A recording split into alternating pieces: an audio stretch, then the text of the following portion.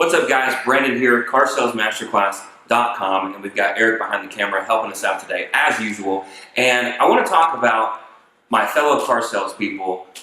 Maybe you're a millennial like me, and you didn't want to go to college and get into all that college debt. Maybe you did, and you couldn't get a job in your occupation, but somehow you wound up in the car business. And let's be honest, nobody, when they're a kid, decides, I want to be a car salesman when I grow up.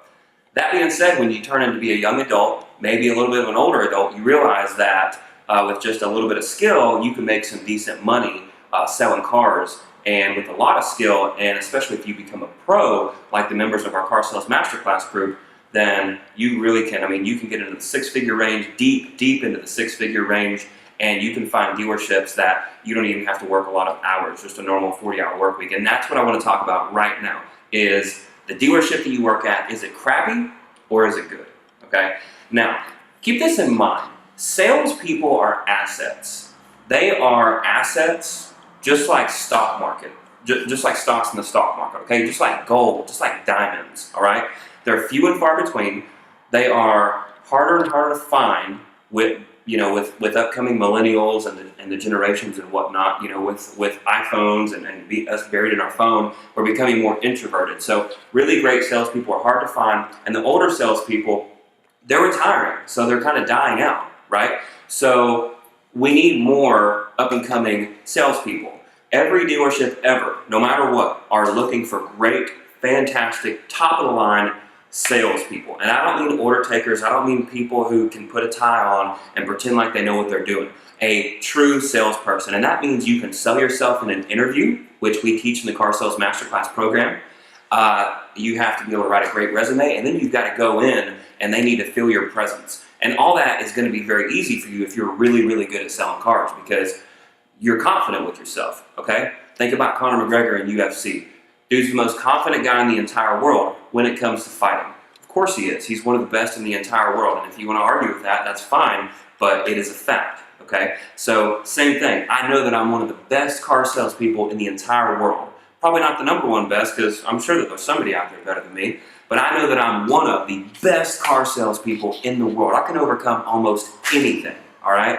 And most objection, 99% of the objections, I'll never get because of my sales process and things that I touch on that the customer doesn't even notice as we're going throughout the sale, okay? That being said, if you're at a dealership where you're open until 9 or 10 o'clock at night, that's pretty crappy. Most dealerships aren't open that late. My limit is pretty much 8 o'clock. And if you're at one of these dealerships that's open on Sunday, totally up to you. I'm not a fan of those because you can end up working 7 days a week. Not a fan whatsoever. Also, if you're at a dealership that wants you to work 6 days a week, that discourages you to take your day off, that's pretty crappy because you're going to get burnt out, all right? I'm not saying you shouldn't work, but you're going to get really, really, really burnt out, and you're going to hate your job, and you're going to move on to something else. You're going to settle for a crappy $40,000, $50,000, $60,000 a year job, and you're going to be stuck behind a desk or whatever. You're going to have a boss that won't leave you alone. So you need to go to a dealership that is awesome.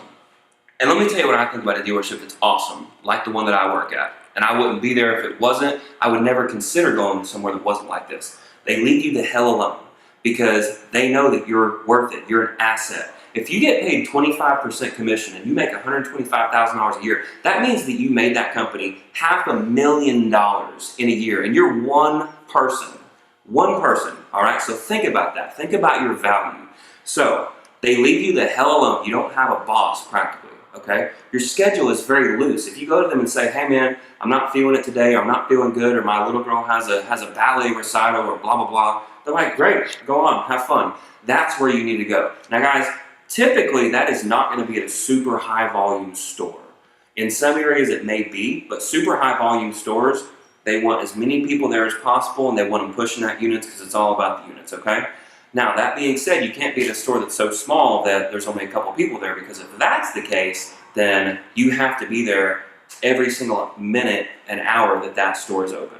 You see what I'm saying? So find somewhere between. Find somewhere that has between 6 and 10 salespeople, and that is the perfect number for it, okay? Don't go somewhere that needs 5 but has 10. That's overloading the floor.